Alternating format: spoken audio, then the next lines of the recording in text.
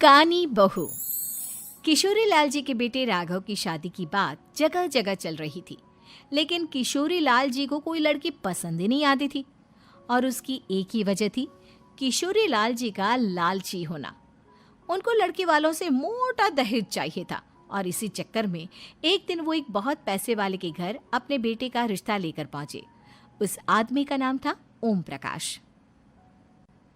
देखिए किशोरी लाल जी, मेरी एक ही बेटी है और मेरी सारी संपत्ति जायदाद सब कुछ मेरी बेटी नैना का ही है। पापा, नाम से लगता है बहुत खूबसूरत होगी। कितना अच्छा नाम है ना, नैना। ओ, वैसे बात तो सही है आपकी। अब इतना पैसा है, जमीन जायदाद है, इकलौती बेटी, आप भी क्या करेंगे? सब कुछ उसे ही देंगे ना। बिल्कुल ठीक पहचाना आपने। बस बेटी की शादी और सारी जायदाद उसके नाम।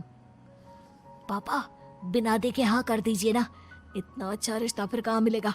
माला माल हो जाएंगे हम। मैं अपनी बेटी को बुलाता हूँ। अरे नहीं नहीं नहीं नहीं, आपकी बेटी का नाम नैना है, सुनकर ही लगता है बहुत सुंदर होगी। रहने दीजिए अंकल, मैं तो आपकी बेटी के नाम से ही इतना खुश हो गया हूँ कि उसे बिना देखे शादी करने को तैयार हूँ। अब तो मैं उसका चेहरा सीधे शादी के बाद ही देखूंगा। और इस तरह राघव नैना का चेहरा नहीं देखता और उससे शादी कर लेता है।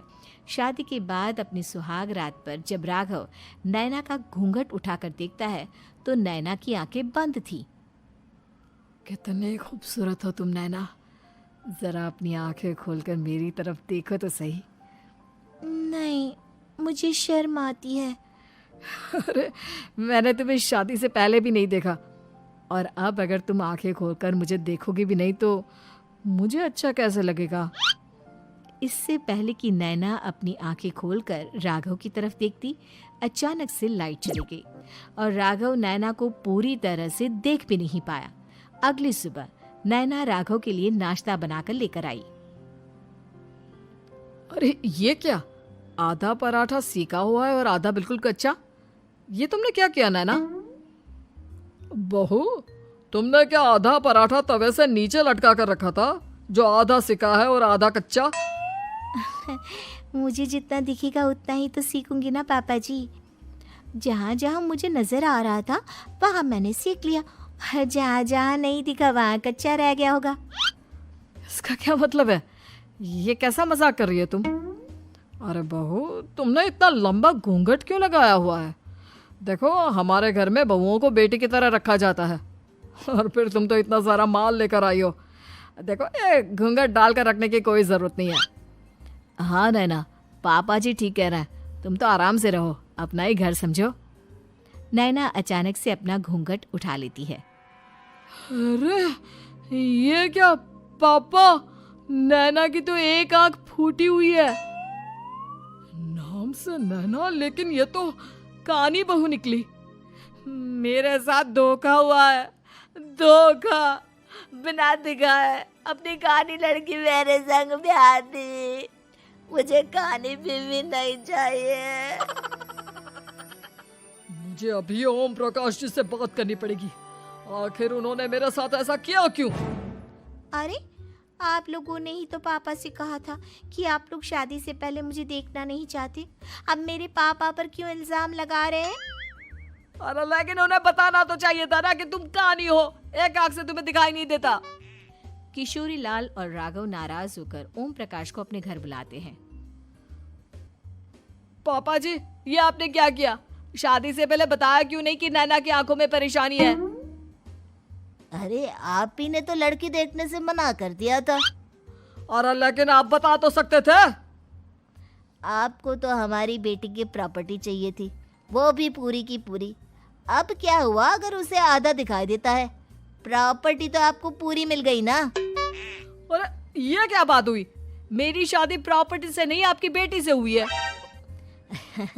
अब ये तो पहले सोचना चाहिए था, तब तो मेरी प्रॉपर्टी देखकर तुम्हारी जुबान लप लपा रही थी। लेकिन मैं कानी लड़की को अपनी बीवी बनाकर नहीं रख सकता। पापा, कुछ करिए ना आप। हाँ, करता हूँ। देखिए ओम प्रकाश जी, आप हमारे साथ ऐसा नहीं कर सकते। और तुम देखो, अगर तुमने मेरी बेटी से शादी तोड़ी ना, तो जो भी प्रॉपर्टी मैंने तुम्हें दी है वो तो पूरी की पूरी वापस ले ही लूँगा, और आधी प्रॉपर्टी तुम्हारी भी लूँगा। अरे मेरी आधी प्रॉपर्टी भला क्यों लेंगे आप? इसलिए क्योंकि मेरी बेटी को आधा नजर आता है और उसकी नज़र अभी तक तुम्हारी आधी जायदाद पर ही पड़ी है। अब तुम उसे घर से निकालोगे तो कुछ तो लेकर जाएगी ना। और अगर हम आपकी बेटी को अपने घर की बहू बना कर रखे तो? तो तुम्हारी पूरी प्रॉपर्टी तुम्हारी ही रहेगी, और जो मैंने तुम्हें दिया है ना, उसमें से बस मैं आधा लेकर जाऊंगा। अरे लेकिन अब आप अपनी दी हुई प्रॉपर्टी में से आधी वापस क्यों लेकर जाएंगे? अगर मैं आपकी बेटी को अपनी पत्नी बनाकर रखने को तैयार हूं तो? इसलिए ताकि भविष्य में अगर तुम मेरी बेटी को धोखा दो तो उसके पास कुछ तो रहे जो पति का हो।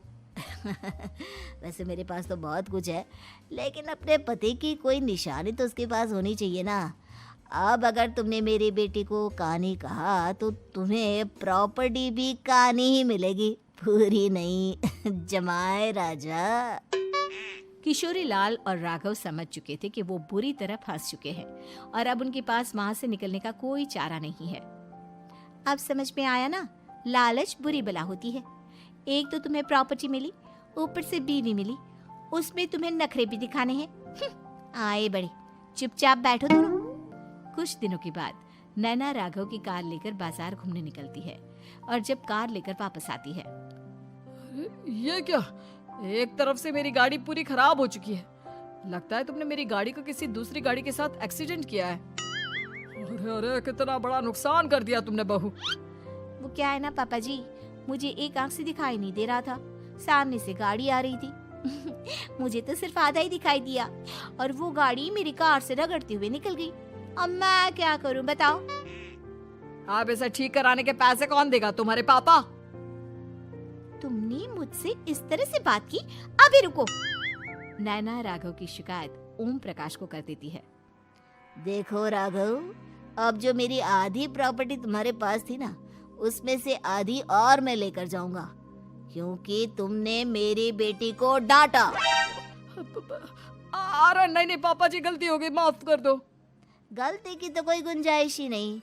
अगली बार मेरी बेटी को डांटा तो बची हुई आधी में से आधी और ले जाऊंगा। लालच के चक्कर में हम दोनों ने बहुत बड़ी गलती कर दी बेटा। एक तो तुम्हें कानी बहू मिली और ऊपर से जो माल मिला वो भी काना। इस तरह राघव की हर एक गलती पर ओम प्रकाश उसकी प्रॉपर्टी का आधा आधा हिस्सा लेकर अपना सारा माल वापस ले गया और राघव को कानी बीवी से काम चलाना पड़ा। भाई लालच वाकई में बुरी बला है।